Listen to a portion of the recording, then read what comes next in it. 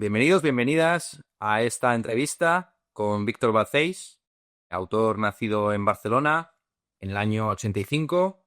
Tenemos aquí su último libro, publicado por la editorial Anagrama, Discotecas por fuera, que es el libro sobre el que vamos a dialogar, pero también sería interesante recordar otras publicaciones previas: Hijos Apócrifos, su anterior novela, y también tengo aquí en físico Aprenderé a rezar para lograrlo, que es una de sus antologías, es una de sus selecciones de cuentos, uno de sus libros de cuentos, junto con Mataré monstruos por ti, ¿no? Era el título de la primera. Bueno, Víctor es un autor esotérico, difícil de encontrar, no difícil de leer, pero sí perturbador de leer. Y dado que estamos en un medio, YouTube, donde la información tiene que darse en los primeros minutos, si no se pierde la atención del público, vamos a aprovechar estos primeros minutos para que Víctor nos cuente de qué trata su novela Discotecas por fuera, un breve resumen. Algo difícil de preguntar, pregunta extraña. ¿De qué trata? Bueno, es la vida de 4 compañeros de piso que se dedican al posicionamiento de páginas web y crear webs y a indexarlas en Google y a luchar contra el algoritmo a través de la visión de un narrador en primera persona, que es un tipo que acaba de romper con su pareja, que al romper con su pareja pues se inicia en este mundo de creación de webs, posicionamiento de páginas web, y entonces descubre de pronto que toda esta gente está como compinchada en una especie de lucha contra una cosa que se llama el halo. Y el halo es una especie de fuerza o algo que va por el aire, algo que afecta a todas las personas y para lo que existe un antídoto que el narrador y esta gente toman para luchar contra esta cosa que se llama el halo, que es una especie de fuerza maligna creada por la máquina, yo diría, algo así, no sabría cómo definirlo. Pero es gente que está en todo el rato en ordenadores, haciendo cosas en ordenadores, que tiene muy poca vida corporal, pero la tiene, y que en esos ordenadores está casi todo su vida emocional y interior. Pues hablemos de las dificultades que tiene escribir sobre Internet y de producir un texto como el tuyo, con una forma tradicional de libro, con algunas imágenes, Cities Skylines, que el videojuego del que luego hablaremos con más detalle, pero en líneas generales un texto que no se diferencia mucho, por dar una referencia clásica, a los de Sebald, de comienzos del siglo XXI, finales del XX. Cómo trasladar al formato códice, a la galaxia Gutenberg, esta nueva galaxia digital zuckerbergiana que ha surgido, donde la experiencia es una experiencia, supongo que estarás de acuerdo y en tu libro se refleja muy bien, al mismo tiempo muy barroca y muy monótona, donde todo parece estar lleno de experiencia, pero al final todo es siempre lo mismo. El libro se juega mucho con ese carácter que tiene la pornografía de obscenidad barroca y de monotonía casi minimalista, donde en el fondo siempre es la misma acción una y otra vez: la masturbación, la felación, todo lo terminado en ción. Cuéntanos, en fin, cómo enfocaste tú este asunto de escribir sobre lo digital y qué otras propuestas también narrativas te convencen en esa línea. A ver, como intento escribir de lo que vivo y el trabajo que tengo desde hace algunos años tiene que ver con cuestiones digitales puras, de llevar webs de gente diversa en negocios diferentes y luego mis propias webs y otras cuestiones más o menos anónimas o secretas, pues quise hace ya algunos años, y en el libro anterior, Aprender a rezar para lograrlo, y un par de experimentos de ello, intentar representar en prosa, una prosa que yo defino más o menos como clásica, pero intentar representar esta experiencia que tú dices, que es el estar dentro, fuera, totalmente conectado a través de una multiplicidad de ramificaciones que finalmente llevan a nada, en el contexto de una persona que está en el mundo real, en el 3D, por decirlo así. Recuerdo que en aquel libro de relatos hice un primer relato ambientado en el inicio de los routerers de Internet, en 1996, cuando mi padre se puso un router de 56K. Y recuerdo que ese relato, en el que imitaba el estilo de Bernhardt, que es un estilo como de letanía, de repetición de sustantivos, yo hablaba del dentro y afuera, con la sensación de, ahora me conecto, el router suena, estoy como dentro y entro en Internet, hay una afuera y hay una dentro.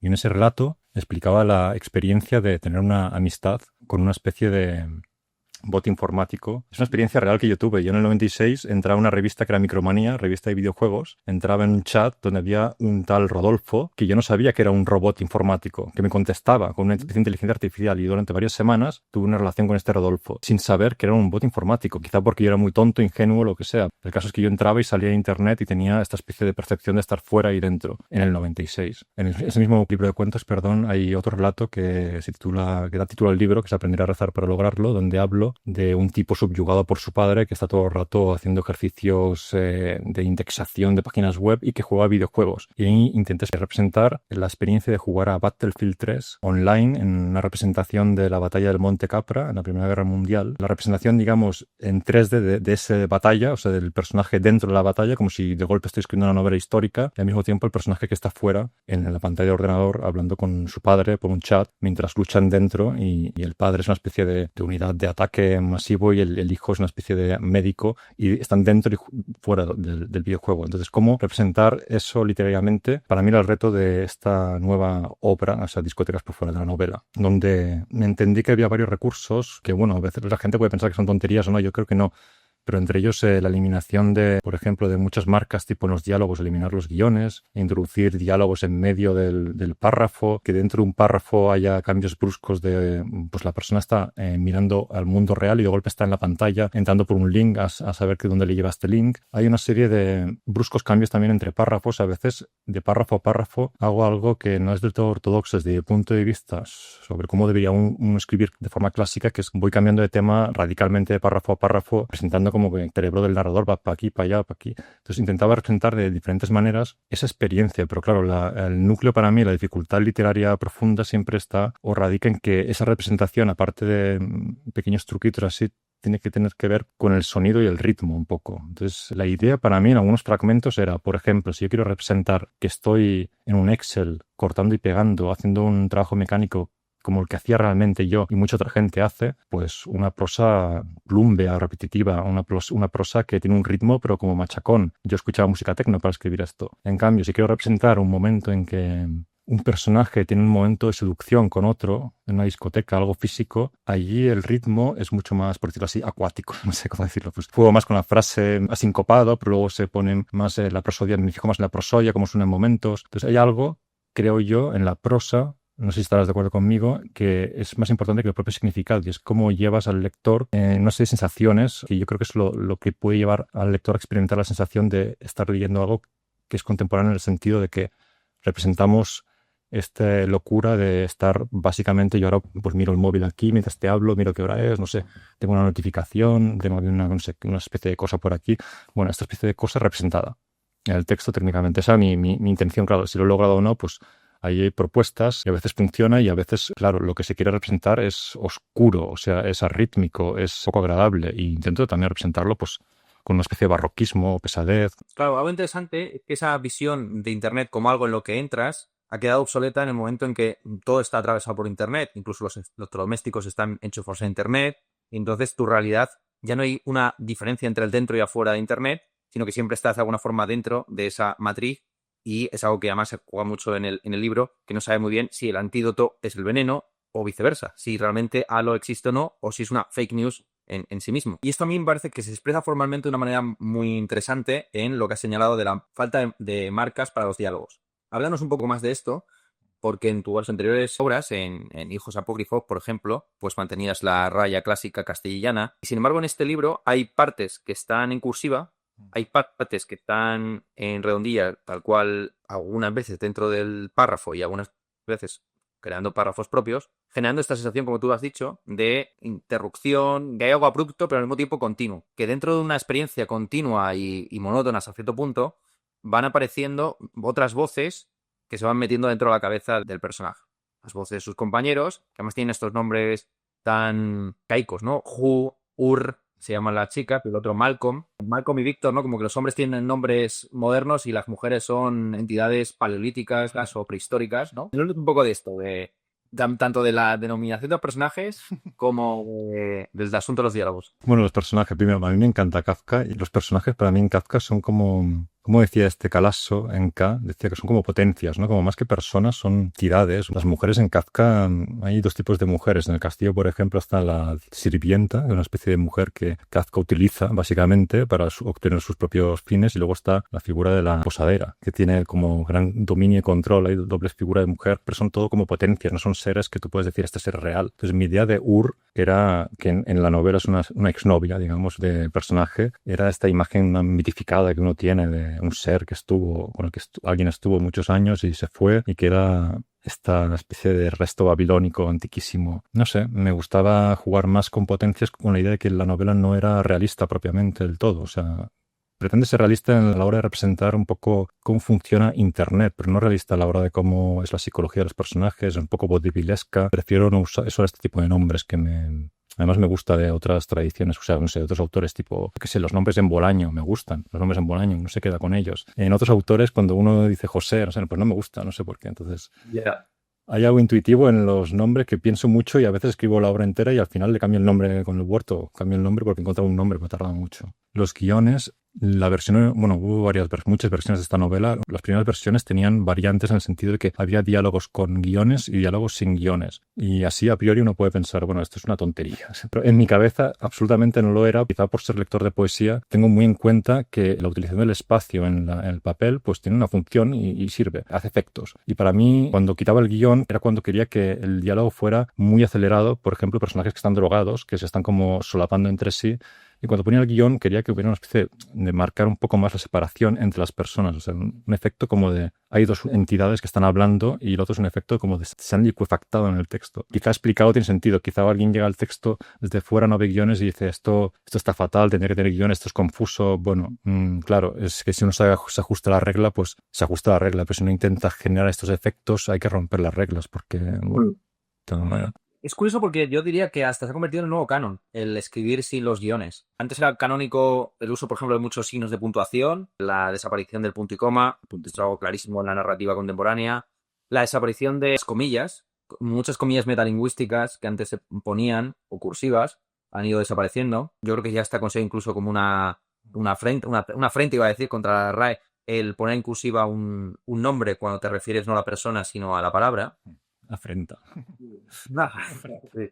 El reverte vendrá o GTA cosa. Lo que más sorprende del enfoque tuyo siempre es esta mezcla, ya digo, de temas contemporáneos o extraños o inusuales con lo que tú has dicho de esa prosa canónica o clásica, hasta el punto, ya digo, autores como Sally Rooney, que se puede considerar hasta como canónica dentro de nuestra generación, siempre ha escrito sin guiones, no sé, la larga sombra que viene desde McCarthy, insisto, simplificar la puntuación dentro de la frase y luego no usar los guiones en los diálogos o las comillas en el caso anglosajón, pues me parece bastante claro, ¿no? Pues hablamos un poco de esto, de cómo en tu libro sí que hay algunos momentos en los que te pones un poco bernardiano, efectivamente, y hay frases larguísimas que en un párrafo donde se repiten los sustantivos o donde hay reiteraciones, pero en general mantienes pues como una especie de moderación sintáctica que recuerda pues eso al llamado a los clásicos el gran estilo, ¿no? Un estilo en su contenido que refleja la realidad de una manera pausada, o sea, que uno va avanzando tranquilamente sin que el estilo de la forma es, o sea, salvo que uno se fije, el estilo no es algo que quiera destacar o asombrar. Estaba pensando ahora en las diatribas estas en Alemania, cuando Bertolt Brecht, creo que era él, decía, quiero publicar los sustantivos con minúscula. Quizá desde fuera no se puede entender mucho, pero el cambio de la mayúscula a la minúscula, pero entiendo que para un lector alemán de golpe que el sustantivo esté en minúscula es que es un efecto en sí. No sé exactamente qué efecto debe generar, pero la mayúscula es como, "Buah, está aquí, no sé, es un golpe". Hay algo muy sinestésico en todo esto, no sabía muy bien explicar. ¿Me puedes repetir exactamente la pregunta primera? Había dos preguntas en mi formulación. Yo pensaba que era una sola. Solo había una forma. ¿Y cuál era la pregunta? Pues porque yo enseguida estaba pensando en lo que estabas comentando antes. ¿Me puedes preguntar otra vez? Que tampoco me acuerdo, la verdad. Ese es el efecto de internet sobre nuestras mentes. Planteamos una pregunta y al minuto nos hemos olvidado de ella. Así que nada, tú responde lo que puedas. Si era ya sobre el tema de la prosa clásica, de la escritura sintácticamente contenida y de no incurrir en excesos, ni que destaque sobre todo por el uso también de un vocabulario florido. De hecho, yo creo que tú eres más florido hablando. Por ejemplo, haces un mayor uso de adjetivos hablando, casi que Vale. lo cual es muy conveniente. Sí, me he olvidado porque no quería contestar, supongo, a esta pregunta. Mira, mi formación como lector es absurda. O sea, yo me gusta mucho leer autores clásicos en el estilo de historia antigua. Me gusta Petronio, estaba leyendo Tácito, Lucano, son autores que los que he leído para escribir esta novela. Yo no estaba atendiendo mucho a autores contemporáneos. De hecho, he atendido mucho a autores contemporáneos una vez la he publicado. O sea, en los últimos 2 o 3 meses he leído un montón de autores, sobre todo de la casa de Anagrama, porque me regalaban los libros. Genial. He conocido muchos autores que no conocía, españoles, tradiciones más modernas, pero habito una especie de espacio extraño, quizá, donde me es difícil ubicarme en este sentido, porque encuentro que los más antiguos, los que yo leo como históricamente más antiguos, tipo el mismo Petronio, me parece, es que no he leído a nadie más radical que él todavía, creo yo, y más agresivo que él, por lo menos agresivo desde luego que no. Entonces, bueno, por ese lado va el tema este de la referencia a los clásicos. Entonces, la prosa. Yo tiendo un poco a ser excesivo y cuando hablo en los WhatsApps, en todas partes, me doy cuenta, un barroquismo pseudocómico, sin sentido. En los relatos puede funcionar porque son un poco más como pequeñas arquitecturas, pero en la novela siempre tengo la impresión de que uno no puede tener muchos momentos altos. En la novela tiene que avanzar la trama, tiene que haber un movimiento hacia algún lado. Entonces, mi idea era primero lo escribí muy rápido y hubo como 5 o 6 correcciones a lo largo de 3 años en las que fui limando esa prosa. Había mucho barroquismo. Me encantan los adjetivos. Yo si pudiera, pondría un adjetivo por cada sustantivo cada vez más delirante, ¿sabes? Como inventándomelos así. Y de hecho lo hago por WhatsApp y mucha gente me dejará de hablar o me deja de hablar o que estoy loco o lo que sea. Pero bueno, me sale así. Entonces en la prosa, en este caso concreto, también uno tiene sus propios compañeros, amigos, amigas, lectores, pues el atemperar es una cosa que parecía fundamental. Pensaba, bueno, que tenga 2 o 3 momentos altos y que la adjetivación esté solo de vez en cuando marcada con adjetivos raros tipo, pues yo qué sé, hotelero, calamárico, yo qué sé, qué palabras uso, no sé qué palabras uso palabras raros por ahí. Pero que la novela estuviera construida con un canon clásico en el sentido que hay una especie de plot al 30% de la novela, o sea, hay una especie de matemática, creo yo, que he seguido, que es como se hacen las novelas clásicas, a mi entender. Tipo las novelas que uno publica en Amazon dentro del circuito más comercial, más duro, hay como una especie de reglas, pues yo he intentado seguirlas muy en abstracto y dentro de estas reglas pues hacer pequeñas rupturas y pequeños jueguecitos. Pero sí, el estilo en este caso, yo prefería hablar de contenido. Creo que en este caso tenía más cosas de las que hablar que en otros libros. En otros libros igual tenían menos cosas de las que hablar del mundo, por decirlo así, y me iba más por lo barroco y por el juego estilístico. Entonces aquí creo que las dos cosas, mucho barroquismo y representación del mundo, hubiera sido imposible. La mente del lector hubiera explotado y hubiera salido fatal. O sea, no hubiera funcionado. Aparte que hay un duelo, o sea, se habla de un duelo y el narrador quería que fuera seco, que fuera, no sé, que estuviera como hastiado, que representa un narrador hastiado, no feliz de vivir, alegre. Entonces, una persona muy adjetivadora así no está feliz. Una persona hastiada no es tan adjetivadora, es más seco, más brusco. Aquí en la solapa del libro en anagramo se enumera los oficios a los que te dedicas aparte de escribir. Pone que practica la escritura de ficción junto con la pintura y la creación de vídeos. Ha trabajado como guardia de seguridad, conductor de metro, escritor de contraportadas de libros esotéricos y SEO specialist, entre otros oficios. Hablemos un poco de ser escritor en el siglo XXI, un escritor que no es de bestsellers, que tiene que simultanear la escritura con otros oficios y que puede perfectamente, como es el caso de este libro, nutrirse de esos oficios como temática para escribir sus libros. Ya que llevas ya muchos años escribiendo, ¿cómo has visto la evolución, qué sé yo, tanto de el tratamiento a los escritores de tu edad o de nuestra edad, en fin, tu posicionamiento en la industria editorial, si se puede ver así? En fin, háblanos un poco también del paso, del salto o no de estar publicando pues en eso, en Delirio, en Alfabia, ahora Anagrama. Aunque la Alfabia y Anagrama empiezan las dos por la A, pues evidentemente no es exactamente lo mismo. ¿Qué relación tienes tú con esta industria tan extraña que en muchas ocasiones no parece ni una industria, sino una reunión de amigos de una misma tribu, en relaciones endogámicas? Además, teniendo una presentación tan buena en la contratapa, donde 2 de los escritores más importantes de nuestra generación, Cristian Morales y Juan Gómez Bárcena, te cantan los elogios, ¿no? Hacen tu vindicatus. Entonces, es singular que seas un escritor hasta cierto punto escondido, oculto, secreto, cuando estás situado casi en el centro del canon moderno, contemporáneo. Bueno, ya me gustaría estar ahí ubicado y que me llamara gente y me concedieran premios. Está claro para mí, creo que es evidente que el mundo literario es un juego. O sea, en mi oficio de posicionador de páginas web de SEO, una de las gracias que tiene este oficio es que ves muchos mundos, micromundos. El propio mundo del SEO es como el mundo de los escritores, es lo mismo. O sea, yo como SEO tengo un rango y la gente piensa cosas de mí X. Hay SEOs famosos, hay SEOs que son como en fan terrible. SEO, también hay SEO, o sea, mujeres también, hay muchas mujeres en este mundo. No quiero ser masculino, pero es como el mundo del SEO, entras en el mundo del SEO, de golpe tiene sus eventos, tiene sus bares, tiene sus poderes. A ver, el SEO de eBay es mucho más poderoso que el SEO de no sé qué. Se conocen entre sí los youtubers, es como una especie de entramado. Entras ahí y es un juego, yo lo veo como un juego. Entré, me cogí ahí dentro como si fuera un juego de rol al mejor maestro que podía tener, que en la novela es el personaje que se llama Malcolm. Él me enseñó muchas cosas que yo no podía haber aprendido yo solo, técnicas, etcétera, y ahí estaba en ese mundo. ¿Cuál fue mi papel en ese mundo en el nivel público? Pues el mismo que tengo como escritor, un tipo más o menos absurdo, extraño, que tiene unas webs que son de temática no muy monetizable, entonces no estoy del todo dentro de lo que sería un gran SEO, pero que ha llevado grandes cuentas y que ha aprendido de tal persona y que sabe hacer X cosas y que es muy bueno en contenido, es lo que cree la gente, soy muy bueno en contenido, en textos para los robots. Viviendo esto, luego el SEO tiene clientes, que tengo clientes de pues, inmobiliaria, de uno que limpia el petróleo del mar, toda clase de clientes he tenido en mi vida que son lo mismo, cada mundo con sus asuntos y su micromundo y sus bares y sus revistas y sus youtubers, como de golpe es como un mundo de micro burbujas. Entonces yo sinceramente el mundo literario lo juego un poco como un juego y es verdad, hay citas, hay cosas que pues yo he intentado buscar, intenté buscar un agente, intenté jugar este juego. A veces la gente se sorprende de que uno juegue el juego, pero bueno, es un juego en el que tú construyes una imagen, una serie de percepciones externas y la imagen que yo he buscado construir un poco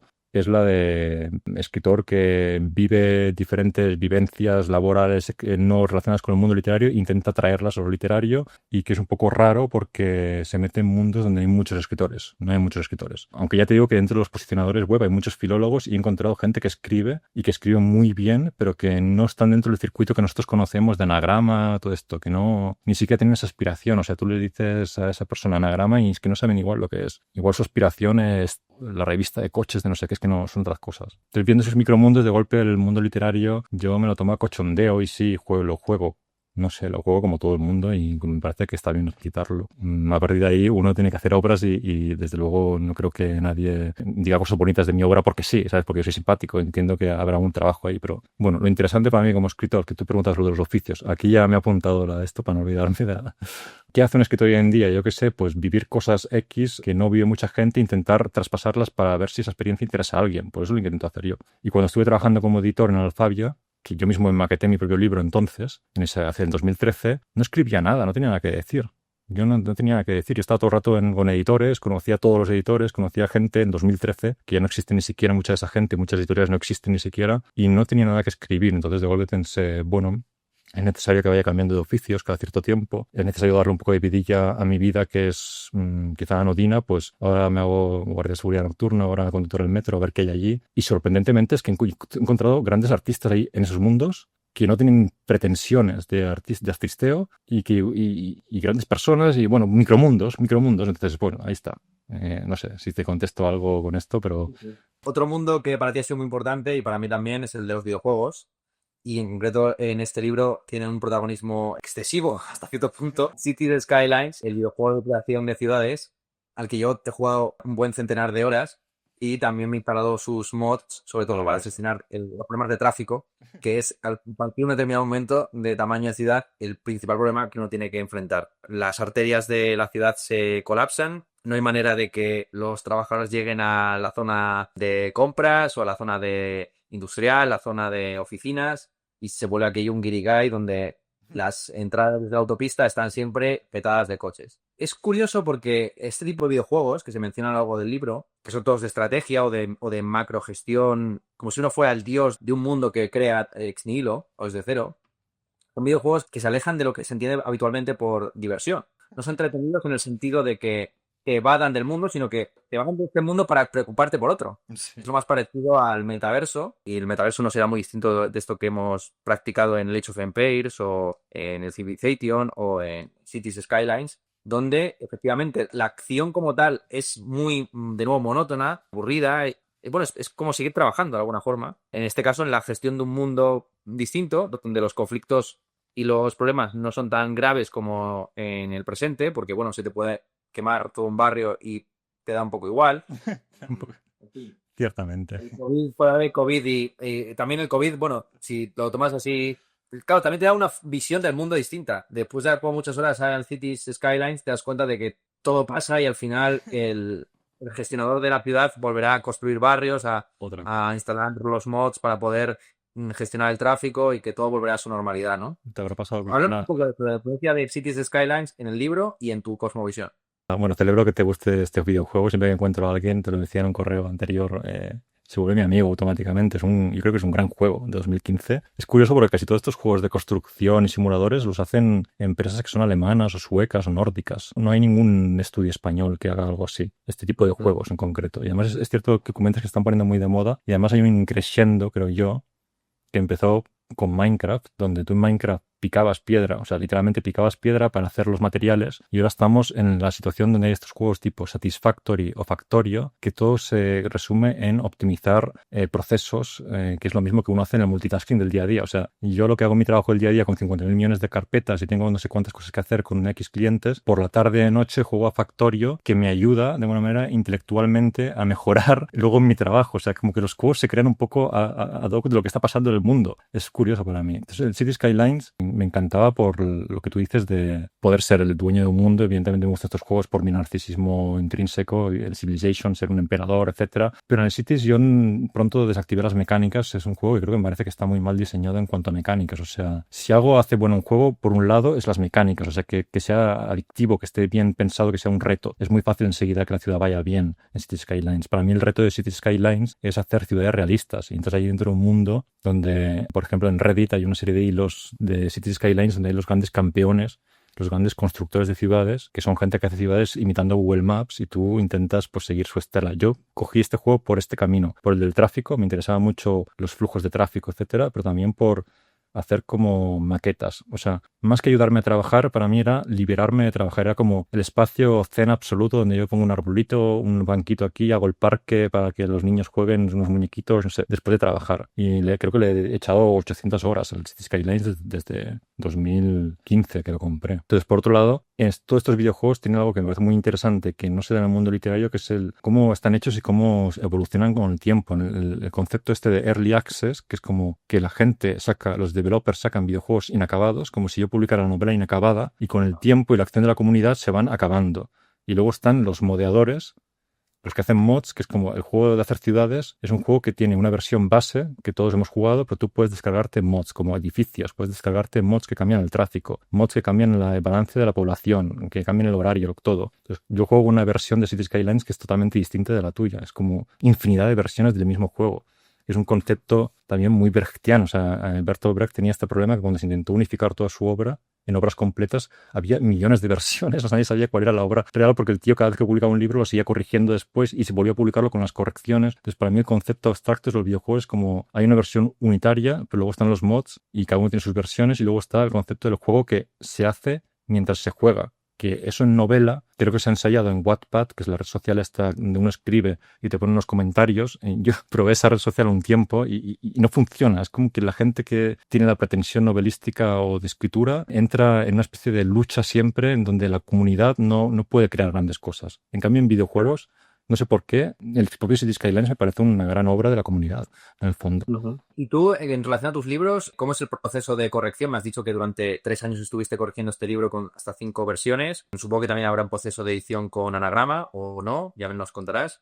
Cuéntanos, si revisas tus libros incluso cuando ya los publicas, algunos autores cuando se hacen las ediciones de bolsillo de sus obras, siempre incluye nuevas páginas, pero en ocasiones llega a sumar hasta un centenar de páginas nuevas con los añadidos y las correcciones que va introduciendo, ¿no? A mí me ha pasado muchísimo. Cuando publiqué el Trap, rápidamente salió una segunda tirada, una reimpresión del libro, y bromeamos, antes de que incluso el personaje que aparece en la portada nos denunciara por hacer uso de su imagen, con poner una nueva portada, porque el libro era totalmente distinto. O sea, incluso en el último párrafo se cambió. No solamente se cambió, sino que se añadió otro distinto. Entonces, tanto digamos que la conclusión del libro era la misma, pero distintas palabras. Y hubo una cantidad de cambios increíbles, ¿no?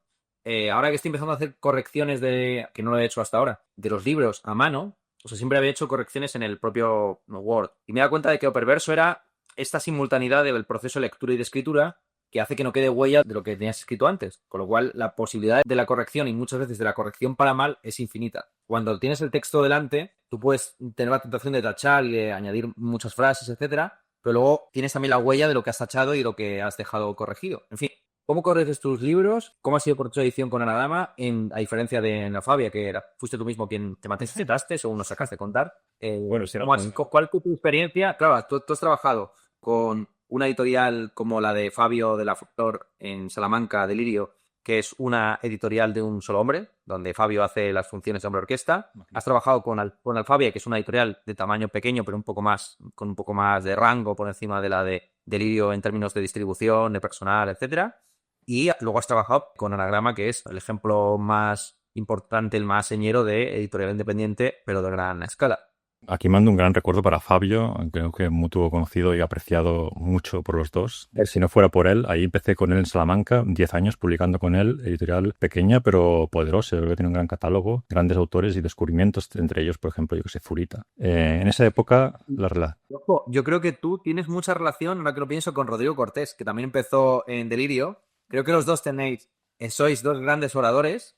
En tu caso, poco explotado, en realidad. Tenéis un tono de voz, además, grave y muy de radiofónico. Tenéis una forma de hablar que prácticamente se podría transcribir tal cual, o sea, que es muy literaria en ese sentido. Para algunos pensará que es un poco fría o distante, precisamente por ese encadenamiento perfecto de los... que yo estoy todo el rato trabándome y el verbo nunca me va con el sustantivo y todo es un puto caos propio de la oralidad, ¿no? Y luego el tema del humor, que yo creo que está en ambos. Él empezó con aforismos en Delirio, tú empezaste con cuentos, y luego vuestra evolución ha sido distinta, en el sentido de que él sí que, ¿cómo se llama esto?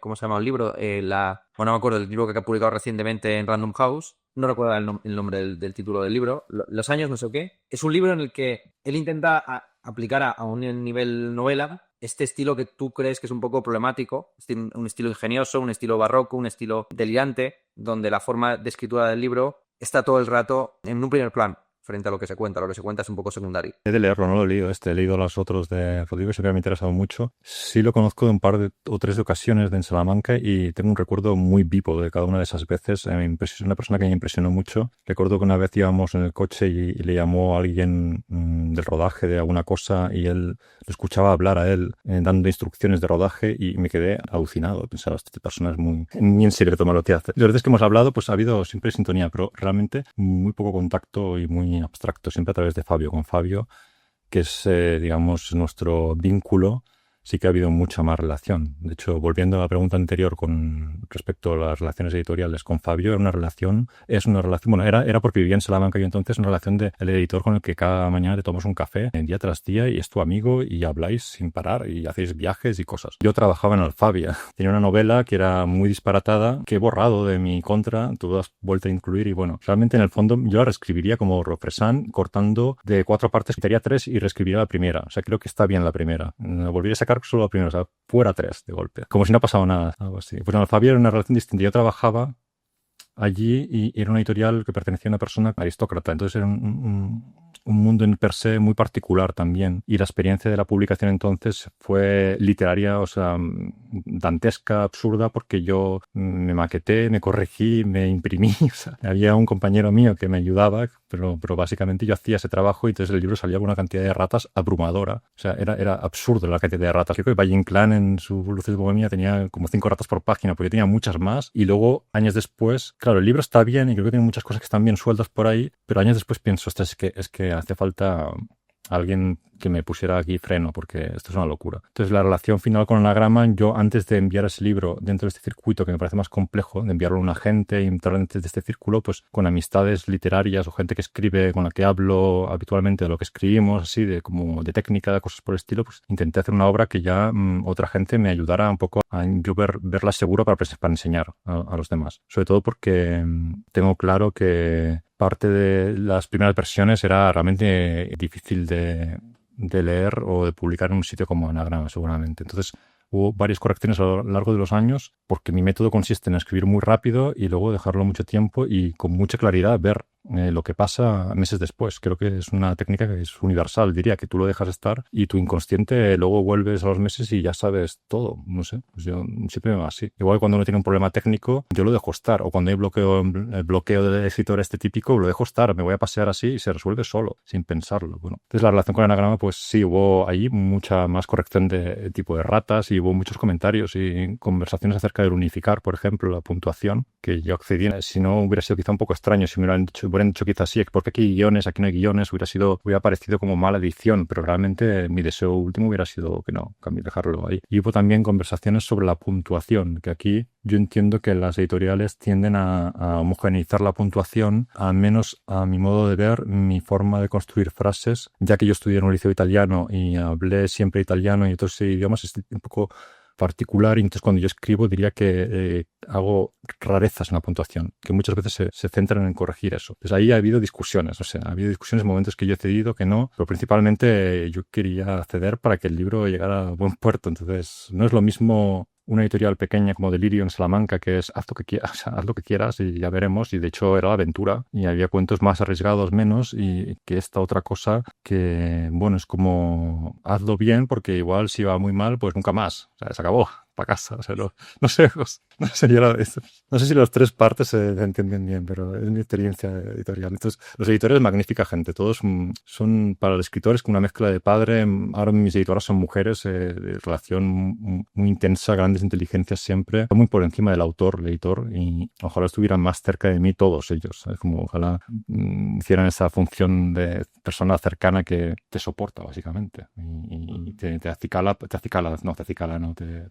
te instiga a que hagas nuevas obras o que hagas algo productivo, algo bueno dentro del caos que haces todo el día. Hablemos de pseudociencias. La penúltima vez que nos vimos, tú estabas con una amiga especialista en astrología y de hecho me leyó mi carta astral, no me acuerdo exactamente lo que dijo, pero sí que recuerdo que era bastante convincente.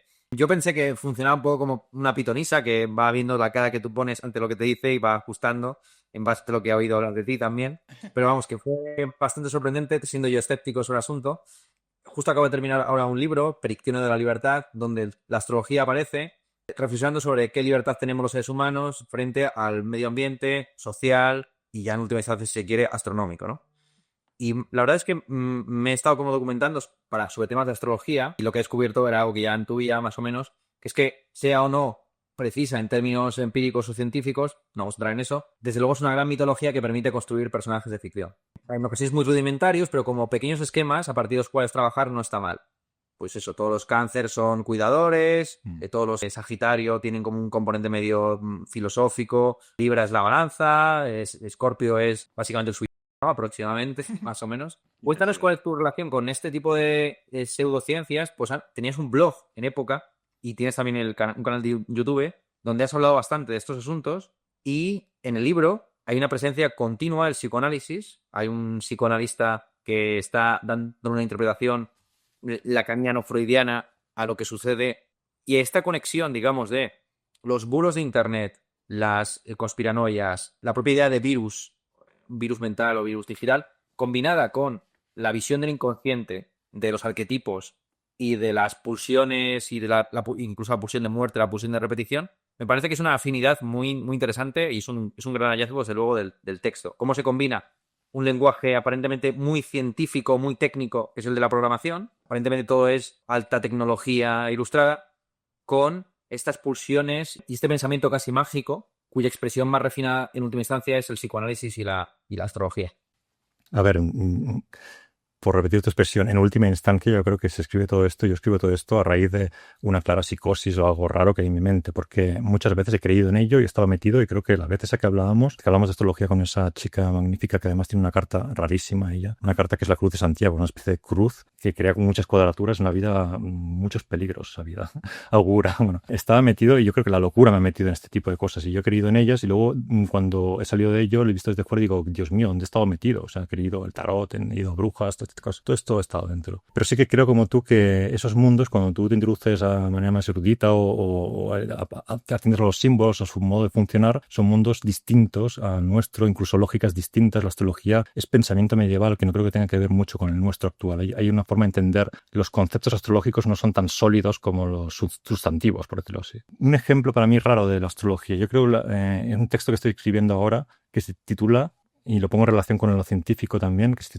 titula Anagrama está cayendo. Estoy haciendo un texto titulado Anagrama está cayendo, que es un análisis técnico, o sea, a través de herramientas técnicas de posicionamiento web, de la web de Anagrama. Que voy a decir aquí, no es que esté cayendo, o sea, ese es el título, no es que la web de Anagrama esté cayendo, porque siempre mitos, no quiero extender ningún mito. Es un texto en que yo intento hacer un análisis de cómo está la web técnicamente. y al mismo tiempo el narrador es astrólogo. Saca la carta astral de Anagrama, que nació Anagrama en no sé qué mes del año 69. Entonces tengo una carta astral y de golpe en el texto, mientras lo voy escribiendo, cuando hubo un cambio de algoritmo el junio de 2018 y la web empezó a desindexarse. Casualmente, el junio de 2018, Saturno estaba en oposición a Júpiter, entró en oposición y hay como conexiones. Entonces es un texto en el que de golpe armo una especie de simetrías raras entre el tema del análisis técnico, que son los datos, que saco pantallazos tipo Sebald, saco pantallazos de herramientas y gráficos, historias, y luego saco cosas astrológicas y veo correspondencias por todos lados. Para mí la clave de la astrología y de estas disciplinas, finalmente,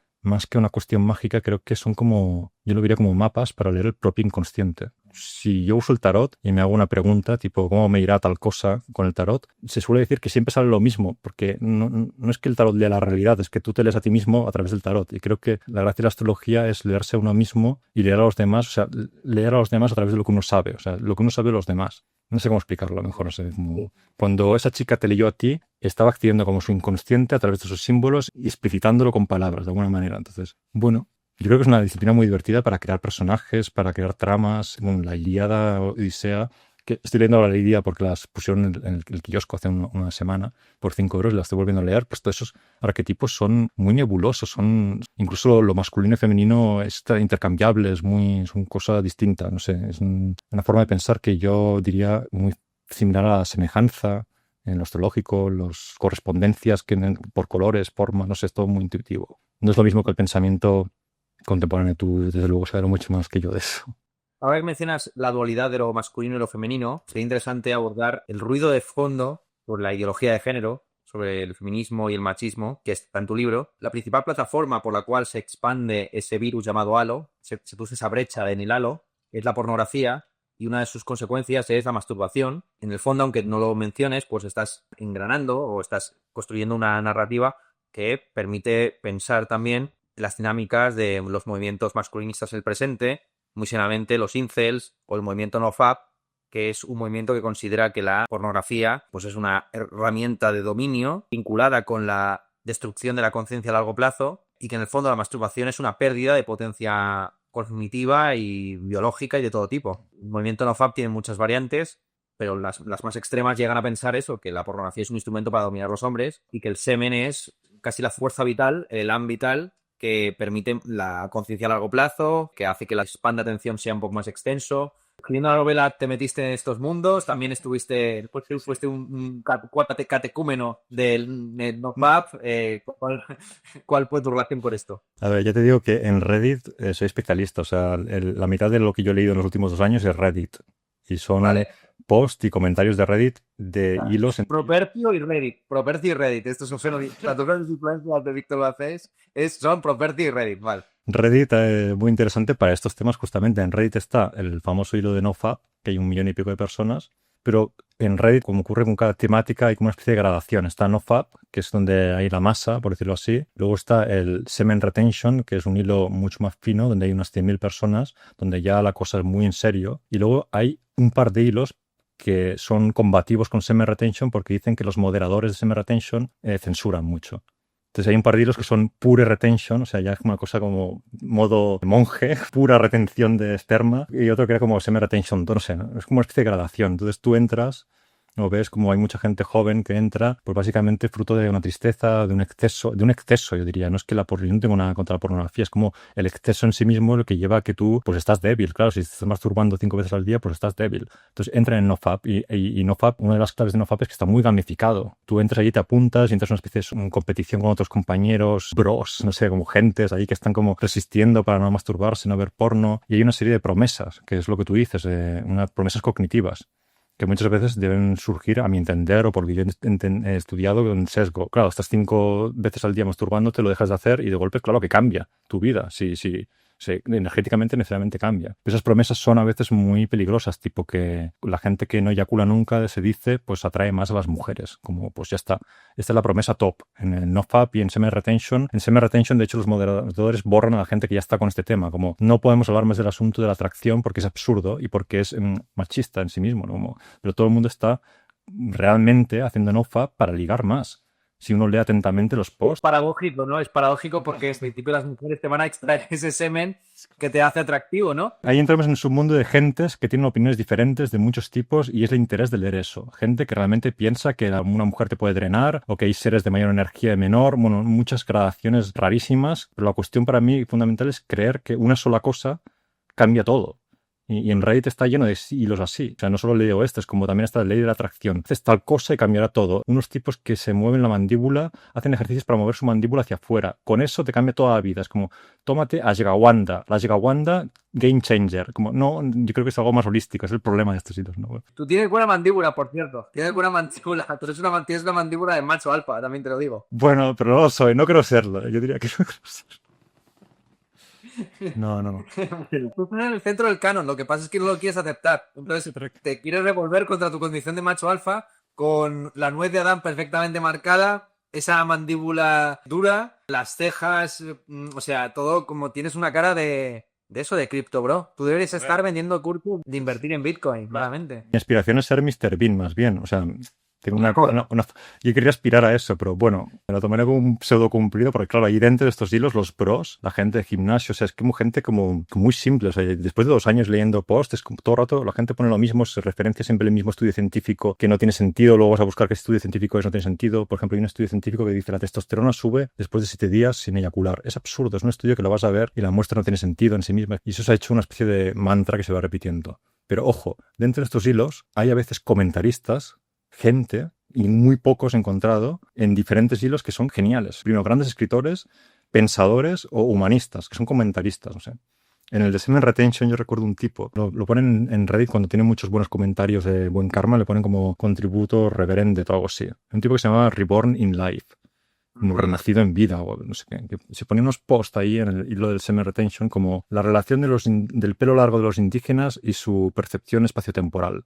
Y eso lo relacionaba con el no eyacular. Y eran unos posts que tú dices, pero a ver, esto es literatura, pero de la buena. O sea, aquí alucinas en colores. Luego entras en el usuario este del Reborn in Life y ves que es un especialista en profecías de fin del mundo, que ha llenado Reddit desde hace 3 años. Cada día escribe profecías. Es un historiador en Reddit de las profecías del fin del mundo y luego es un comentarista de Seme Retention. Y yo encontré este tipo, lo empecé a seguir y de ahí he escrito literatura a partir de él. Como me interesan este tipo de personajillos, personajes, también hay brujas, gente especialista en temas de estos que comentamos que a priori no tienen ningún sentido, porque tú los lees y dices, pero a ver, esta persona que está diciendo estas cosas, ¿de dónde las saca? O sea, ¿qué ser más extraño? Entonces hay una exploración de estos mundos que son nonsense, y quería sacar a colación el más grande de todos, que es el de la ley de la atracción, que creo que es uno de los poros más grandes que hay en Reddit, que también tiene su gradación, que es la ley de la atracción.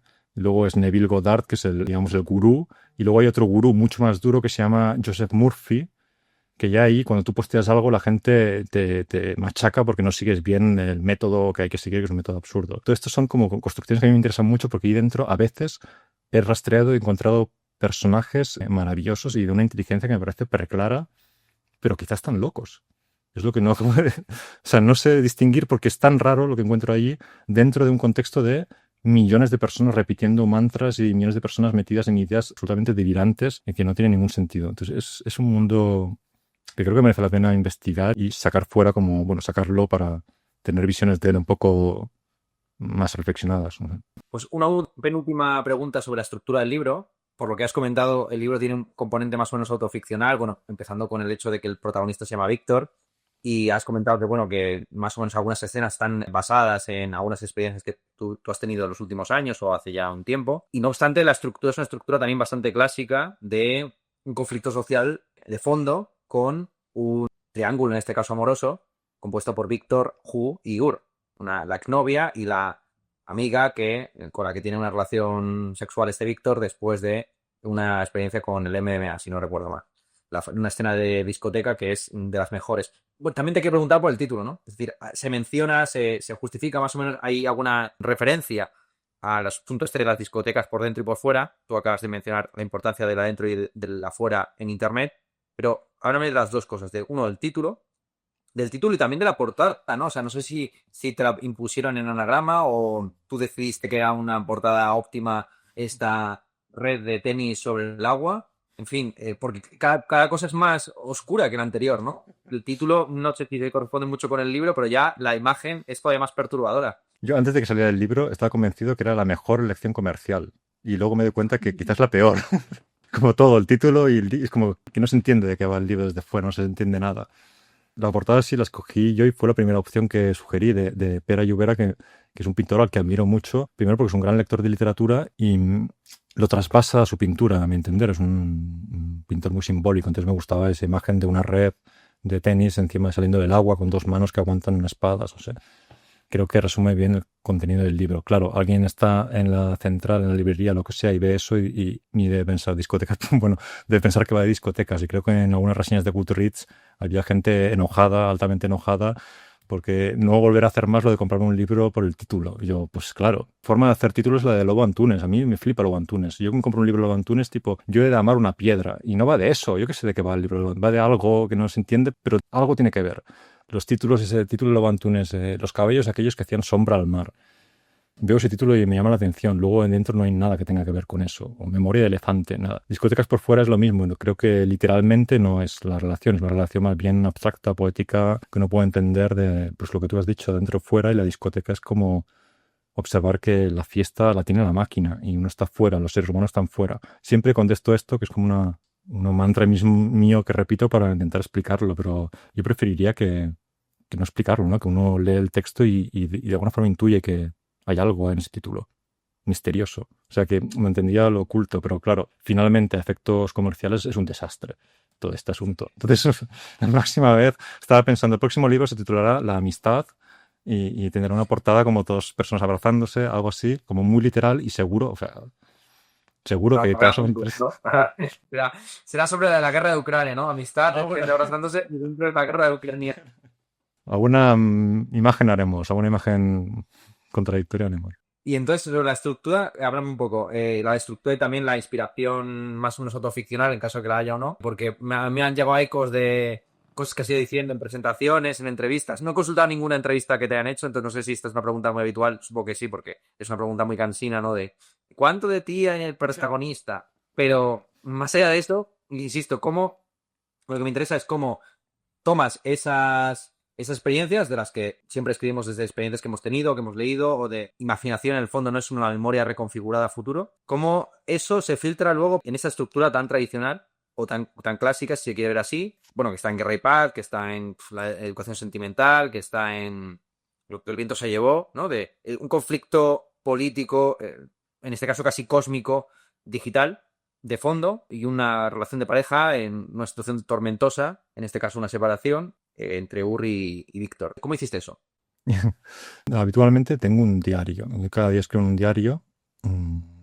Mucho escribo, mucha mierda lo que me va pasando, situaciones, etcétera. Y cada cierto tiempo encuentro como hilos y puedo construir algo. Entonces sí, siempre nace una experiencia. Yo prefiero la observación directa o vivir algo porque luego transmitir eso que decíamos al principio, transmitir la emoción en el texto, debería haberlo percibido de alguna manera para saber hacerlo. O que alguien me explique muy bien algo.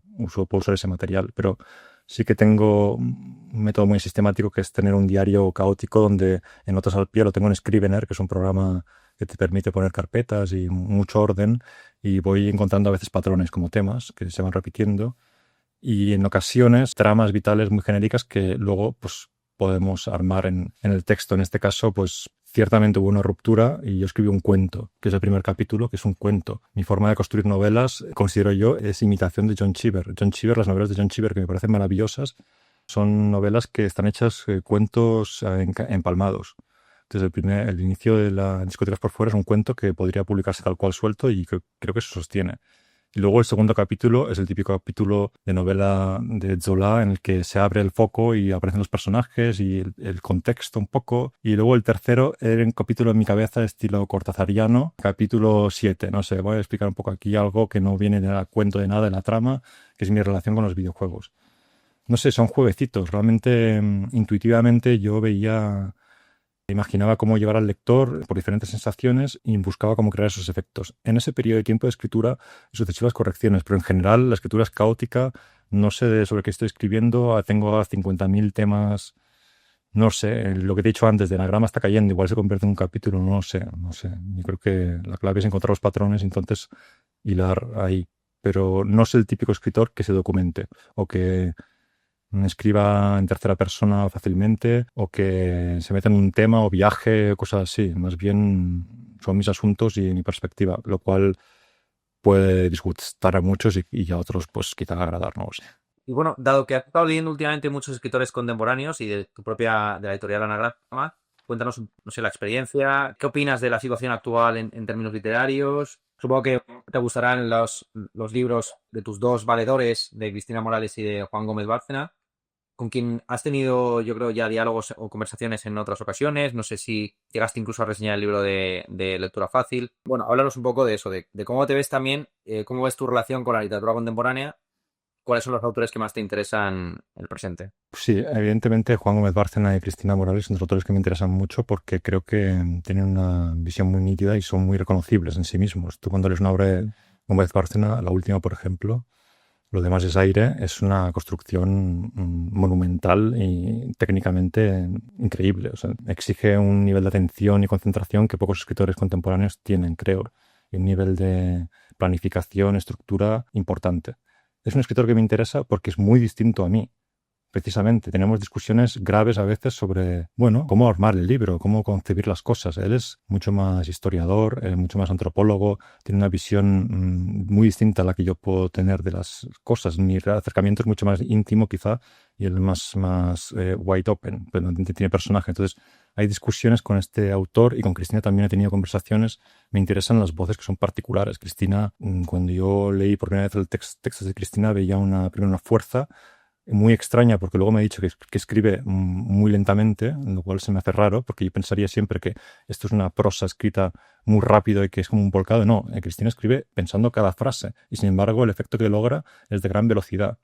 Pero en todo caso me acerco a ella o a Juan y a tantos otros, tampoco tantos, pero bueno, a otros, y veo una particularidad, es lo que me interesa. Y un poco, quizá a veces, pues también, evidentemente, dentro del contexto del mundo literario, pues trato de conocer a estas gentes y preguntar, indagar, y he aprendido mucho de ellos y de sus planteamientos y formas de entender porque yo a priori era muy caótico. Entonces, no sé, creo que son interesantes este tipo de diatribas, estilo Jonathan Franzen con Foster Wallace charlando sobre uno si hacer novela realista y otro sobre experimentar. Y ahí una pugna que en realidad nadie tiene razón, pero lo interesa es la pugna y ver qué produce cada uno en esa pugna. Finalmente, Foster Wallace acabó siendo un escritor prácticamente realista, abandonando la experimentación, y Franzen acabó adoptando la visión de Franzen, como un diálogo lo veo. Entonces, autores contemporáneos que he descubierto últimamente que me gusten, me ha gustado mucho Villalobos, escritor mexicano que publica en Anagrama, por la afinidad humorística. Me ha hecho reír, me ha parecido una prosa muy ligera, que es algo complicado, leer un libro que te resulte ligero y te rías. Lo humorístico y lo liviano lo veo más difícil y en el caso de Villalobos pues me ha encantado. ¿Qué más he leído? Pues en catalán Núria Bendicho, me ha gustado mucho. Me parece una escritora muy grande en catalán, creo que lo han traducido al castellano, pero no sé cómo es la traducción. Catalán es increíble. También me ha gustado mucho Albert Pijuan, cómo escribe. Bueno, pues son gente que creo que tiene particularidad en el estilo, en la prosa y eso es lo que tiene interés.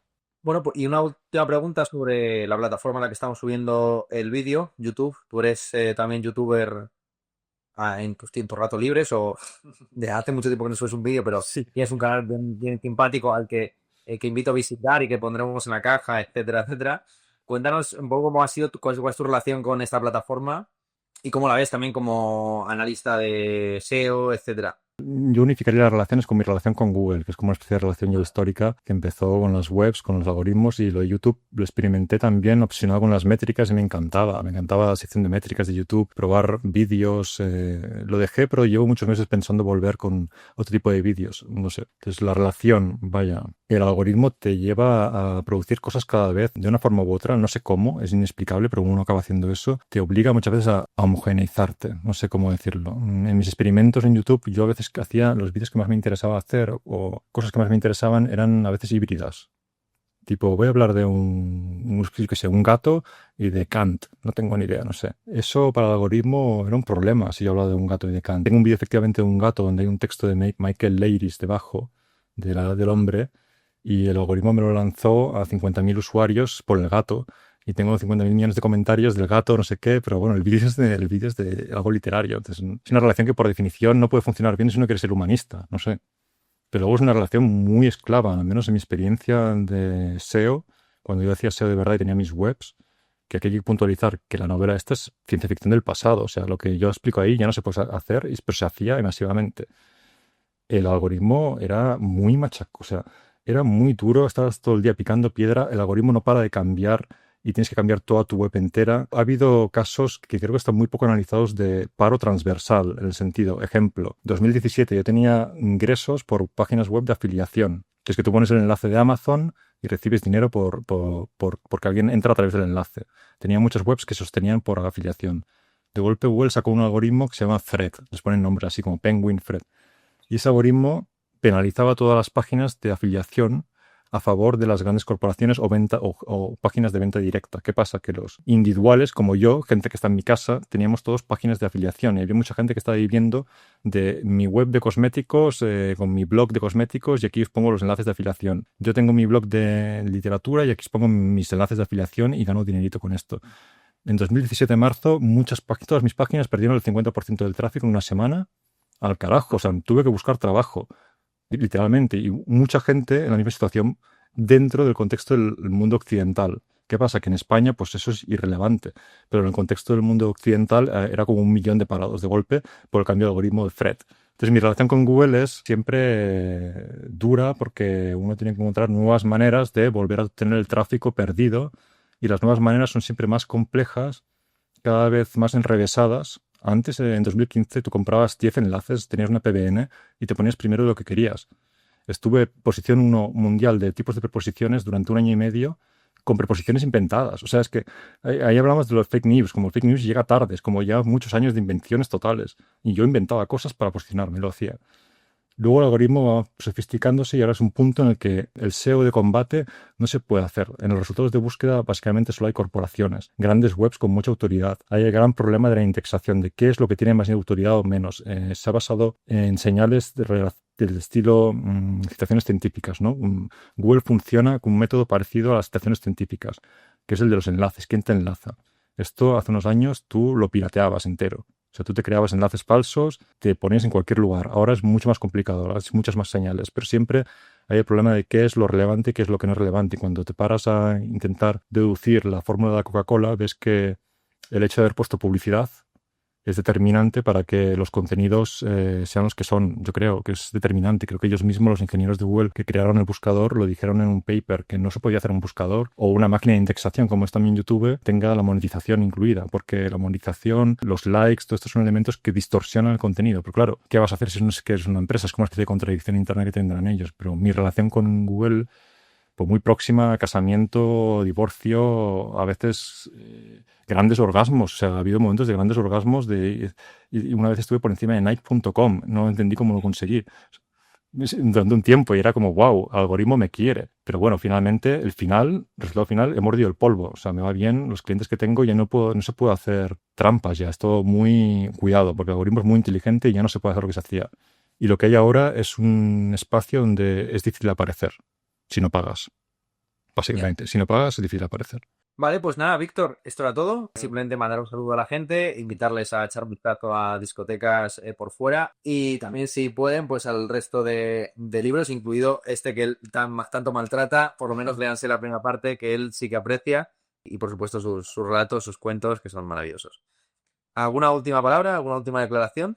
No, muy agradecido por esta oportunidad de hablar en profundidad de textos y percepciones. O sea, es algo que creo que se echa más en falta en el mundo editorial actual o literario. Espacios donde se habla en profundidad. Hay mucha cosa muy rápida y muy resumida y muy sin sentido. Así que te agradezco esta oportunidad de conversación.